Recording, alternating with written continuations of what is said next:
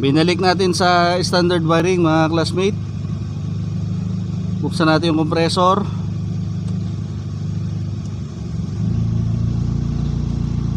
Diba? Walang drop na malaki. Patay ulit natin. Balik sa idle na nakaset. Buksan ulit natin ang aircon. Diba? Walang drop na nangyayari. Ganyan ang standard na wiring ng ating compressor. Welcome back sa ating YouTube channel mga classmate. So for this video ang i-discuss natin yung kalimitang sakit ng Mitsubishi Lancer. Ito yung kalimitang tinatanong sa mga Facebook forum, Facebook group. Siguro may clue na kayo kasi yun ang kalimitang sakit ng Lancer. Ano ba yun? Yun yung idle up ng ating servo o yung pagbukas natin ng aircon, bumabagsak ang menor. Okay, kung ano ba yung mga kailangan natin i-check sa ating sasakyan at kung paano natin masosolve yung issue na yon, panoorin nyo lang yung ating video.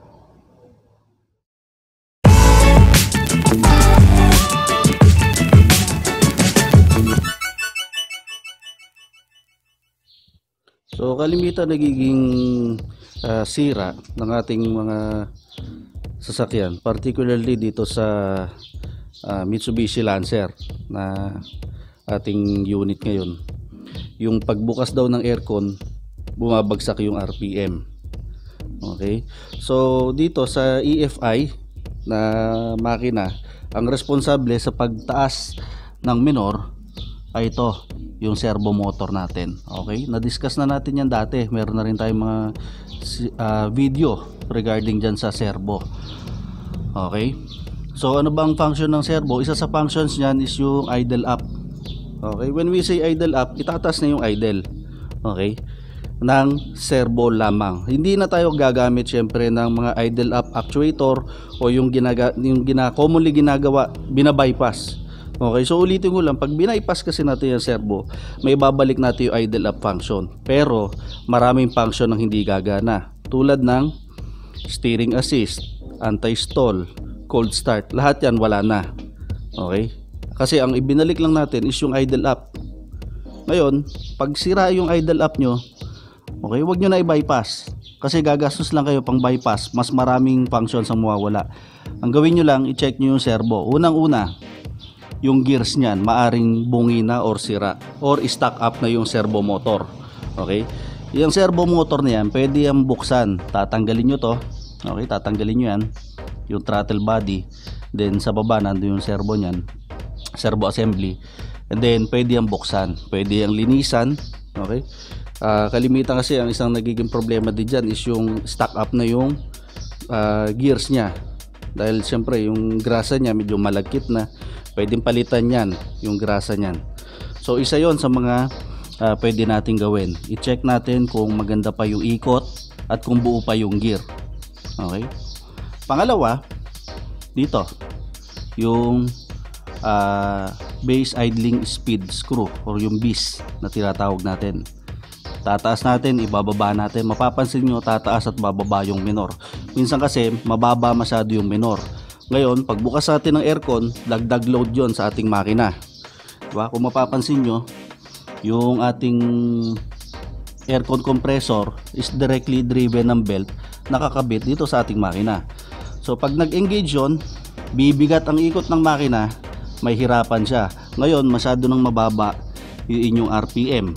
Tapos dadagdagan nyo pa ng load ng ating compressor, bumabagsak.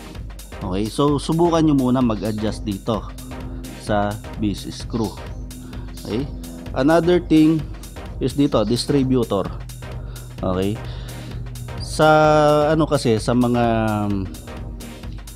makina na dekarburador, ano yan, ang nagmamando kasi dito vacuum, kaya nga may vacuum advancer. So dito ECU.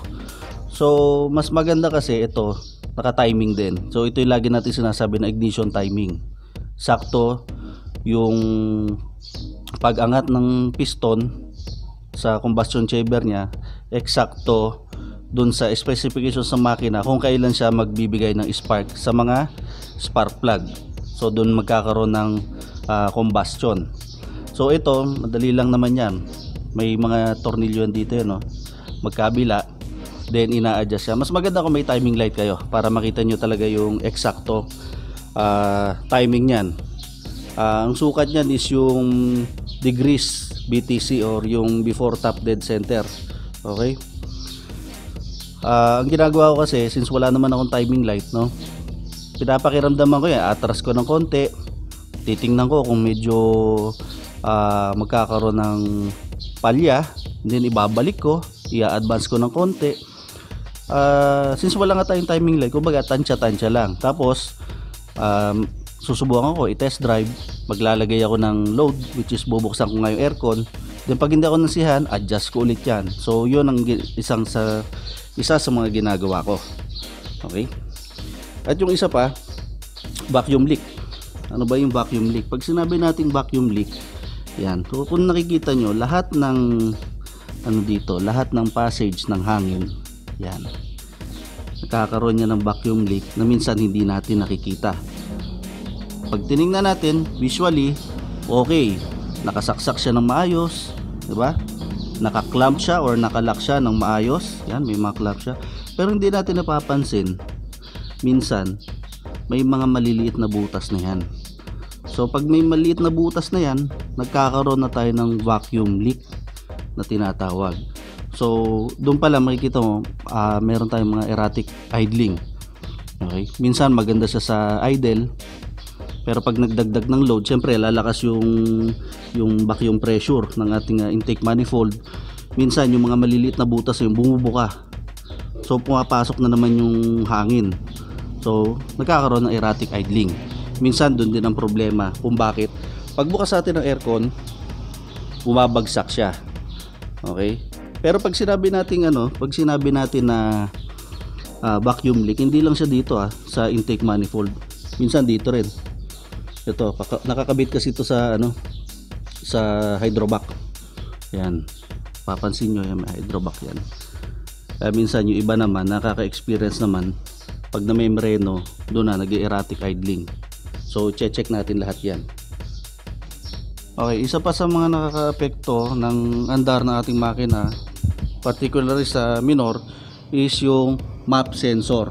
Yan, dito kasi sa makina natin 4G15, MAP yung gamit, or yung manifold absolute pressure. Sa ibang makina kasi MAF, MAF, yung mass airflow. Okay, pag ito hindi calibrated yan or sira yan, syempre iba ang computation ng ECU sa pumapasok na hangin sa ating makina. So magkakaroon tayo ng erratic idling. Sa MAF sensor naman, sa mga gumagamit ng MAF sensor, okay, mapapansin nyo, di ba, may air intake sila, may kahon ditong itim. Yan, ang mini-measure naman nun is yung flow ng hangin na pumapasok sa ating intake manifold. Ito kasi ang mini-measure nya, yung pressure dito. Same lang sila ng trabaho, pero magkaiba lang sila ng pamamaraan kung paano mini-measure. Okay, doon sa mga naka-MAF sensor, nandito yung map nyo, sinusukat niya yung hangin na pumapasok dito. Ang problema, yung breather binubunot. Okay, pag binunot yan, anong mangyari, di ba? May pumapasok ditong hangin, dadaan sa MAF sensor, pupunta dito. Meron kang let's say na ko-consider natin siya as vacuum leak, kasi pumasok diyan yung hangin, kasi hihigupin nga ng intake manifold hihigupin yung hangin dito, or may papasok na hangin dyan na hindi naman dumaan sa MAP sensor. So isa yon sa mga kailangan nyo i-check. So kung yung iba kasing makina, tinatanggal yung breather, kung ano mga lalagay nila dito sa head nila, so na lang, ikabit nyo yan, kasi may function talaga yan, or di kaya barahan nyo para lahat ng hangin calculated dumaan sa MAP sensor. Okay, ang isa pang nakaka-epekto mga classmate sa idling ng sasakyan, kung bakit din siya nahihirapan, is syempre battery. Okay, kasi battery siya yung primary source ng kuryente ng ating makina. Secondary yung ating alternator. Okay? So pag mahina yung battery, o let's say mahina din yung alternator nyo, kinakapos ang kuryente. Okay? Pag kinapos ang kuryente, marami na maapektuhan yan. Siyempre, minsan papasin mo yung busina mo mahina, yung wiper mo mabagal, yung ilaw mo kumukurap. Siyempre, apektado rin yung ignition. So dito sa natin, yung igniter module niya sa loob, siyempre kinakapos ng kuryente yung pumapasok sa kanya, mahina din yung ibibigay niyang kuryente sa mga spark plug. So doon pa lang minsan makakaramdam na tayo ng pag-drop nung makina natin, or yung pag-drop nung RPM nung makina. Okay, ang isa pa mga classmate na nakakaapekto sa pag-drop ng RPM during nakabukas o during pag-on natin ng AC natin is yung ating computer box, ECU. Siguro yun ang pinaka lasting to check kasi medyo mahal. Okay, mahal magpagawa ng ECU. At saka yung mismo ECU mahal din kung papalitan nyo. Okay, pero check nyo rin muna wirings. Okay, baka naman mamaya sabihin nyo, sir, yung servo ko gumagana, meron siya mga may steering assist, di ba? Lahat ng gumagana, pero bakit pag bukas ng aircon bumabagsak? Okay, i-check nyo mismo yung yung wiring, baka naman hindi nakasuksok na maayos yung socket niya. Okay, ngayon ay tuturo ko sa inyo yung ginawa ko, yung wiring naman. Okay, kasi nagpalit na tayo ng wiring nung sa aircon natin, yung fuse at saka yung relay ng ating aircon. So pero ito siyempre stock yan mula sa loob, sa mga switch sa loob yan, stock yan. Kumaga dito na ako nag-splice pagdating dito. Ayan, so ngayon tuturo ko kung paano nyo ma-check kung buo pa yan. So mga classmate, ito yung dating fuse and relay block na nakakabit natin dyan. Yan, ito yung stock. Okay, so bakit ako nagpalit ng ganyan? Una pag nasira kasi to, madaling hanapan, hindi katulad nung stock na mga relay natin, ang hirap hanapan. Okay, pangalawa, lagi ako nasusunog yung fuse. Okay, pakita ko sa inyo. Yan, kung papansin nyo, sunog. Ilang beses nangyayari sa akin yan, papalit ako ng fuse, nasusunog. Okay, so bakit nasusunog yan? Maaari yung mga wires na dito, yan, siyempre kalumaan, hindi niya na kayang i-handle yung lakas ng kuryente na dumadaloy dyan. Kahit magpalit pa ako ng mas mataas na fuse, masusunog at masusunog. Okay, kasi yung wire hindi na kaya. So another tip, pag nagpapalit kayo ng fuse, to check nyo yan. Sa mga auto supply kasi makakabili kayo ng ganito, mga inline fuse na ganyan. Minsan sasabihin nyo kasi 20 amperes kasama ng fuse holder. Okay, check nyo, 20 amperes nga ba yung binigay sa inyo? Tapos yung fuse holder, tingnan nyo kung makapal yung wire. Yan. Minsan kasi makakabili kayo, tama naman yung fuse rating, pero yung wire nya manipis, hindi nya rin kaya. So doon nagsisimula yung pag-init hanggang sa masunog yan. Okay, so ngayon tetrace natin to. Okay, papakita ko sa inyo yung connection yan mula doon punta dito, tapos pabalik sa ECU, kasi yun ang kalimitang nasisira. Minsan kapag yung fuse nyo dyan, o let's say itong stock na fuse natin dyan, okay, lagi nasisira, dahil sasabihin natin na damage na yung ECU. Yung pala yung lang yan, yung mga wires lang yan ang damage yan. So ngayon tuturo natin kung paano itetrace yan base doon sa manual. Sa manual na naman tayo magbabase. Unang gagawin natin mga classmate, check natin kung buo yung mga fuse niyan. So paano natin i-check? Okay, gamit lang kayo ng ito, test light. Yung kabilang side niya nakakabit sa negative ng battery. Tapos since alam naman natin na positive yung dumadaloy dito, dapat yan iilaw. Yan kita ba? Yan, ilaw siya. dapat parehas yan may ilaw. Ibig sabihin, yung kuryente mula dito papunta dun sa kabilang pin. Yan. Ibig sabihin, tumatagos yung kuryente mula dito papunta sa kabilang pin. Ibig sabihin, buo yung relay. Ganon din dito sa kabila. Yan.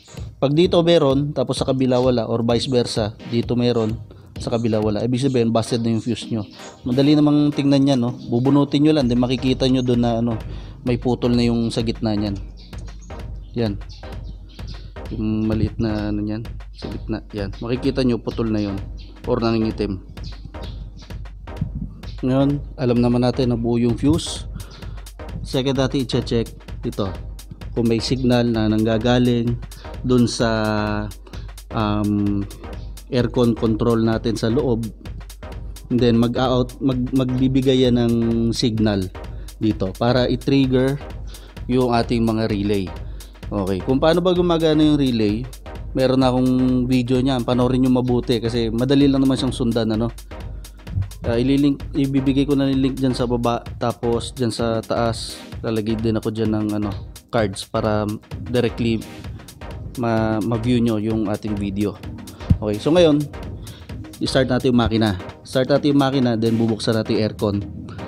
Dapat may signal dyan na lalabas, or yung voltage na lalabas dyan na magti-trigger dito. Okay, pag wala kasi yung signal doon, hindi to mati-trigger. So kailangan natin ma-trigger yon para umandar yung compressor, umandar yung fan, tapos may signal yan na ibabalik papunta sa ECU para malaman ng ECU na nagbukas yung aircon. Then yung ECU, itataas niya yung minor natin. Ito mga classmate, tinanggal ko na yung balot ng mga wirings ko, ano, para makita nyo ng gusto. So ito yung stock natin. So hindi na tayo magpo-focus dito sa stock na yan. Okay, magpo-focus na lang tayo dito sa mga wires dito. Okay, kung mapapansin nyo, umaandar yung makina natin, walang voltage. Okay, or walang kuryente na dumadaloy galing dito. Ito is connected yan sa loob ng ating aircon control sa loob. Yan. So ulitin natin. Yan. Walang kuryente. Okay, magkabila. Okay. Ngayon, pabubuksan natin yung aircon. Pabukas yung aircon. Okay na. So yan, nakabukas na yung aircon. Papansin nyo, yan, ito nagkaroon na ng output. Yung isa wala. Okay, papatay yung aircon. Yan. Ibig sabihin, ito yung kukunin natin na trigger nung ating mga relay papunta dito. Okay, o trigger nung stock relay natin kung sakaling stock pa yun sa inyo. Ito yung green na merong pula na markings. Okay, green na may pula, wala na siya ibang kulay. Yan.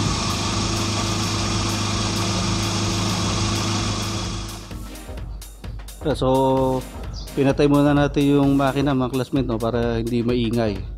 Okay, so itong ano na to, yung tinuro ko kanina, ito yung wire na nagkakaroon ng kuryente kapag nagbubukas ng aircon. Yan. So napansin nyo kanina, pagbukas ng aircon, wala nagbago sa makina. Okay, bakit? Kasi nakabunot nga ito eh. Hindi mag-i-engage yung compressor, hindi iikot yung mga auxiliary fan, condenser fan, hindi siya iikot dahil ito yung trigger niya, nakabunot. Okay, pero syempre yung aircon sa loob, yung blower gagana kasi separate module yung blower. Okay, so ito is para lang sa nandito sa mga nasa engine bay natin. Yan. So itong itong wire na yan, kakaroon siya ng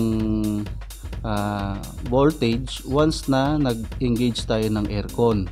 Okay, yung voltage na yon, yun ang kinuha kong dito. Pinagsama-sama ko na yung tatlong magiging trigger ng ating mga relay. So bakit tatlo to? Okay, isa sa compressor, isa sa condenser fan, at isa dito sa auxiliary fan natin. Yan. So tatlo yan. So kaya tayo may tatlong relay. Okay. Kung stock pa yung inyong wiring, yan, malamang dalawa lang yan kung stock. Condenser at saka sa aircon lang yan. Condenser at saka sa compressor. Kasi yung nandito na auxiliary fan dito, yan, kalimitan dinadagdag na lang natin yan, ano. So same principle sa katulad dito sa stock tsaka dito sa ni-rewire natin. Okay. Kung mapapanood nyo yung video natin regarding sa pag-wiring ng relay, mas madali nyo itong masusundan. Okay? Lahat to is meron ng standby voltage. Okay? Kaya nga siya merong mga kanya-kanyang fuse. Okay? Nakatap na yun doon sa positive ng ating battery. May wire na yan doon. Okay? Tapos, yung negative niyan, syempre ito. Negative. Tapos yung positive, which is siya yung magsisilbing trigger, ito. So syempre pag kumpleto na, may negative tsaka may positive, mag-engage to, magki-click. Ngayon, tatagos yung kuryente mula sa battery papunta kung saan man siya nakakonect. Okay, so para masundan nyo lang, ano.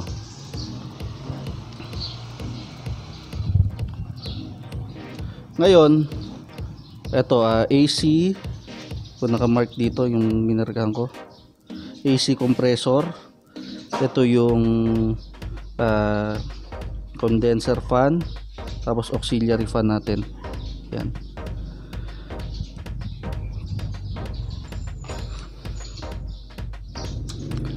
Ang ihiwalay lang natin ng ang ihiwalay lang natin ng negative is ito, yung compressor.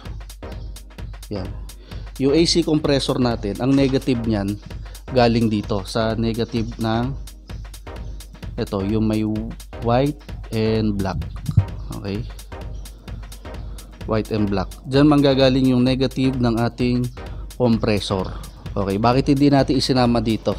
Okay, kasi ito mga to standby negative, ano na yan, kumbaga steady supply na ng negative yan papunta dun sa dalawang fan natin. Pero yung compressor nga, dito natin manggagaling yung negative. Okay, so bakit nakahiwalay yan? Tingnan natin dun sa ating diagram. So base dito sa diagram, okay, so ang nakadrawing syempre dito yung stock na stock na relay and fuse block nya. Okay, tingnan nyo tong natin, yung air conditioner relay at saka yung mismong compressor. Okay, itong relay ng compressor, nakahiwalay yung negative niyan. Yung negative niyan is galing sa pin 22 ng ating ECU. Okay, so bakit yan manggagaling? Bakit hindi katulad ng iba na naka body ground? Okay, kasi bibigyan niya ng delay. Okay, kasi yung nasabi ko nga, yung dalawang fan natin naka steady supply na yun ng negative. So naghihintay nila sila ng positive galing dito sa air conditioner control unit. Ito yung nasa loob. Tapos ito yung wire na sinasabi ko kanina. Ito yung wire. Sa aking kotse kasi wala na yung dual pressure switch. Ito yung pressure switch na nakapatong dun sa dryer. Naka-bypass niyan. Kumbaga nakarekta na lang yan. So disregard natin to. Then makikita nyo yung wire pupunta dito. Yan, pumunta dito sa relay. Yung positive, yung negative manggagaling dito. Sabi ko nga kasi magkakaroon ng delay. O bakit may delay? Once na ma-trigger kasi nung ECU natin na nag-engage tayo ng compressor o nag-engage tayo ng aircon, ang gagawin niya, iuunan niyang itaas, i-idle up niya muna. May delay yan na 1 segundo bago niya bigyan ng negative supply to. Pag nabigyan niya ng negative supply to, saka lang mag-engage yung compressor. Okay? Itataas niya muna bago supplyan ng kuryente yung compressor o yung compressor relay. Ganun ang logic dyan. Okay, ano naman itong pin 45? Okay, galing dito sa ating aircon control unit. ito yung wire na sinasabi ko sa inyo kanina, di ba? Yung isa dyan pupunta sa ECU. Okay? Para sabihin doon sa ECU na boss ECU, meron ng command yung may-ari para i-idle up. Yan. Ito yung kalimitang wala. Yan. Ano ba tong wire na papunta dito sa ECU? Ano ba tong pin 45? Yan. Ito yung next nating i-discuss. So ito pinakita ko sa inyo. Yung tatlong relay natin, tinap natin dito. Okay, ito yung galing sa control unit natin. And then yung dalawa dyan kasi naka-standby naka-standby na yung negative nya. So pag ito nagkaroon ng positive, yung dalawang fan, ito tsaka yon, mati-trigger na. So pakita ko sa inyo.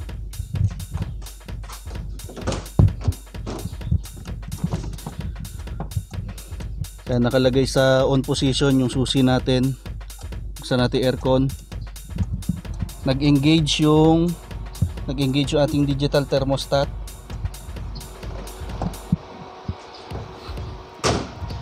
Papansin nyo, yan. Gumana yung fan. Ito. Tsaka yan. Kasi na-trigger na yung relay nya. Ngayon, yung compressor natin wala pa. Hindi pa yan na-trigger. O yung magnetic class nya hindi pa nag-engage. Okay? Bakit hindi pa siya nag-engage? Kasi papansin nyo, ito nga yung negative nya, diba? Hindi pa siya inuutusan ni computer na magbukas or bigyan ng negative. Yung positive nya, meron na yung positive, galing na rin dito, pero wala siyang negative. Ibig sabihin, kulang pa yung trigger nung kanyang aircon o yung kanyang compressor. Okay? So ito, kailan siya magkakaroon ng negative? Magkakaroon niya ng negative kapag ito ay nasupplyan. Ito yung papunta sa ECU natin. Ito yung sinasabi ko kanina. Okay? Yung wire na yon, yan. Yun yung papunta sa pin 45 ng ECU. Pag yan ay nasupplyan, saka lang gagana yung transistor dito para bigyan ng negative yung relay ng compressor. Yan, makikita nyo. Yan. Kahit nabigyan na natin ng positive yung compressor relay, kung wala naman siyang negative na manggagaling dito sa pin 22, hindi mag-engage yung compressor clutch. And yung 45, siya rin yung magmamando kung kailan niya bibigyan yung pin 22 ng output. Ngayon, saan natin itatap yung pin 45? Yung pin 45, pwede nating itap dito sa, diretso na rin dito, air conditioning control unit, or after nitong dual pressure switch kung meron kayo. Okay, so ite-testing natin yan. Papakita ko sa inyo paano magbabago yung menor. Pansinin nyo mga classmate, yung ating dalawang fan, gumagana yan. Okay. Tapos itong natin, itong papunta sa pin 45 na ating ECU, susupply natin ng kuryente galing din dito sa mga trigger o yung galing dito sa control unit ng ating aircon. Pansinin nyo yung magkakaroon tayo ng idle up dito.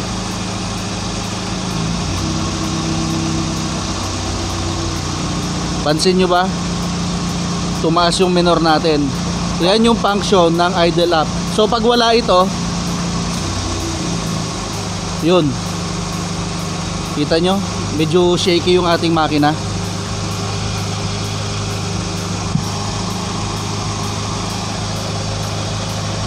Pero pag kinabit na natin to, diba, nagiging pino yung andar. Ganito ang mangyari mga classmate kapag yung compressor natin ay mali yung pagkaka-wiring or walang signal galing dun sa ECU natin. Yung pinakita kong dalawang wire sa inyo kanina. Okay. So ito yung idle natin, bubuksan natin aircon. Tingnan nyo yung mangyari. Yan, bagsak. Tapos pinipilit lang habulin, erratic idling ang mangyayari. Ngayon patay uli natin yung compressor.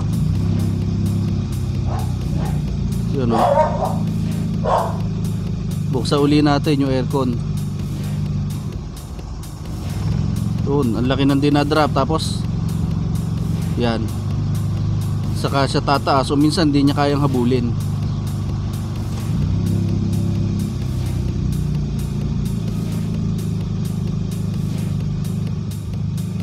Ganito naman mga classmate ang mangyayari kapag yung compressor ng ating relay ay naka-standby negative na, and then meron na tayong supply or meron na yung connection papunta sa pin 45 ng ECU.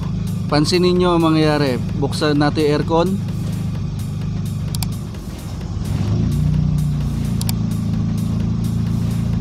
Tinaas niya pero nauna munang bumagsak bago niya itinaas. Patay uli natin, ulitin natin. Yan, so ito yung idle natin. Yan, pansinin nyo. Bubuksan natin aircon. Bagsak bago habulin. Yan. Ganyan ang mangyayari kapag naka-standby negative na yung compressor natin or yung relay na ating compressor.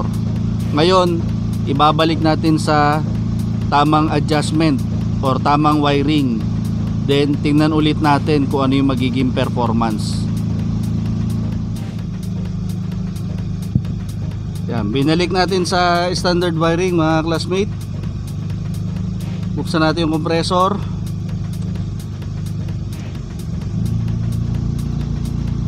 Diba? Walang drop na malaki. Patay ulit natin. Balik sa idle na nakaset. Buksan ulit natin ang aircon. Diba? Walang drop na nangyayari. Ganyan ang standard na wiring ng ating compressor.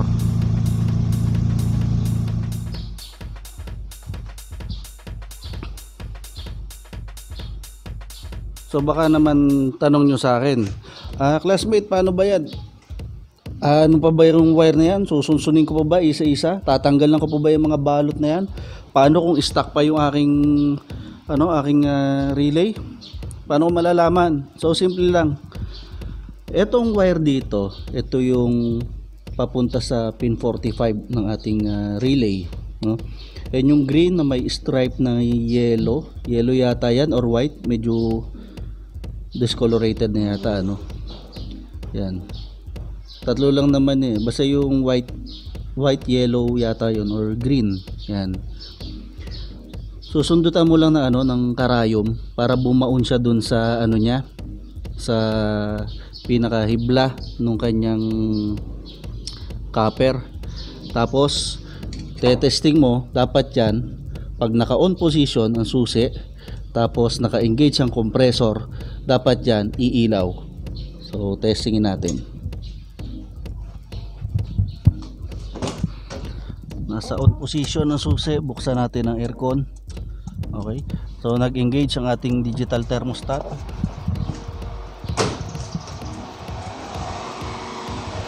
Umikot yung mga fan natin. Then tetestingin natin to, dapat may kuryente. Yan o.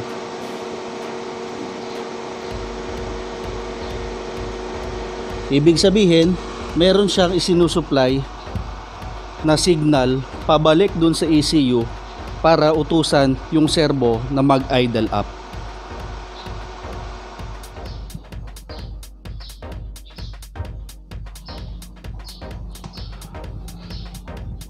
Ngayon, kailangan i-double check nyo rin kung mahigpit ba to, kung nakapasok ba siya ng maayos, kasi baka mamaya kaya hindi gumagana yung idle up ng aircon nyo dahil lang pala dito sa either nag-loose yan. Kaya yan, mapapansin nyo, naka-zip tie yan para hindi na magalaw.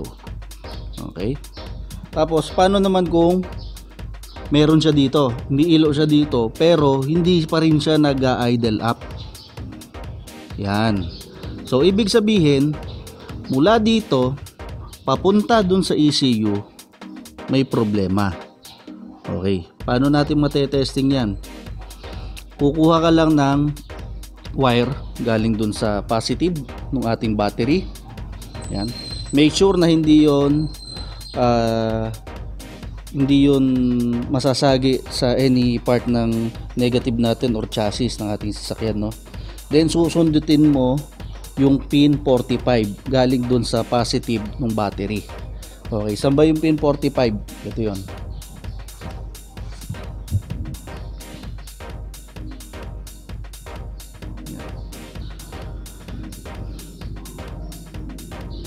Yung pin kasi ng ating ECU, yan, yung ano niya, nahati yan sa tatlo. Okay, yung pinakasakit sa ECU natin. So ito yung first part, yan, first part, second part, and third part. Bunutin mo yung nasa gitna. Okay, and then dyan sa gitna, pin 45, siya yung pangalawa. Yan, siya yung pangalawa doon sa huli, parting baba. Ayan, kasi 46, 45. Yan yun. Hindi mo bibilangin ng pagganan yung pin, ha, dahil mapapansin mo iba-iba yung number ng pin. Yan. So mapapansin mo 25, 26, tapos pagdating dito wala naman 27. Okay, nasa ano kagad, nasa 31. Yan. Kasi kung mapapansin nyo, yung pin number ng ECU hindi siya dire-diretso. Yan. So yung 45 nandito siya sa pangalawang set ng connector o sa gitna, second to the last. Yan, sa baba. Sundutin mo yan ng positive wire galing dun sa battery natin. Kasi kung check nyo, yan naman, oh, battery pumunta sa air compressor unit o yung control unit ng ating thermostat sa loob, then lumabas, punta sa engine bay, bumalik uli dun sa ECU pin 45. So ganun lang, i-shortcut mo na lang mula do sa positive ng battery. Yan. So ito rin naman kasi nakasulat sa ano natin, sa manual, no? The air conditioner switch applies battery voltage to the engine control unit when the air conditioner is turned on. Okay? When the air conditioner on signal is input, the engine control unit drives the idle speed control servo and turns on the power transistor. As a result, the air conditioner compressor power relay coil is energized. Yan. So ito nga yun, di ba? So magsusupply dito, ita-turn tong power transistor ng ating aircon compressor relay, then i-engage na yung compressor clutch. Yan. So ganyan lang mga classmate, yung kung susundan natin itong galing sa manual. Okay. So kahit pa paano, sana mga classmate may natutunan kayo. Okay? Dahil ito kalimitan nagiging sakit ng ano natin, ng Lancer natin, ano, yung idle up. So kung medyo alangan kayo gawin yung procedure na yan, dahil nga let's say na hindi pa kayo bihasa sa pagkalikot ng electrical, no, mas maganda dalhin nyo yan sa ano, sa electrician, wag sa mekaniko. Kasi mekaniko, although may ibang mekaniko na talaga marunong din sa electrical, no, pero sa auto electrician kasi talagang bihasa sila sa pagte-trace ng mga wires, ganyan, ano, pati yung pagsundot dun sa ECU kung medyo takot kayo. So at least may idea kayo kung ano yung ginawa ko dito. Dinemo ko sa inyo kung ano yung mga pwedeng mangyari kapag mali-mali yung wirings, no. So sana mga classmate may natutunan kayo, at kung nagustuhan mo yung ating video, click mo lang yung like, mag-subscribe ka na rin para officially classmate na tayo. At huwag mo kakalimutan pindutin yung notification bell para updated ka sa mga susunod nating video uploads. Maraming salamat, classmate.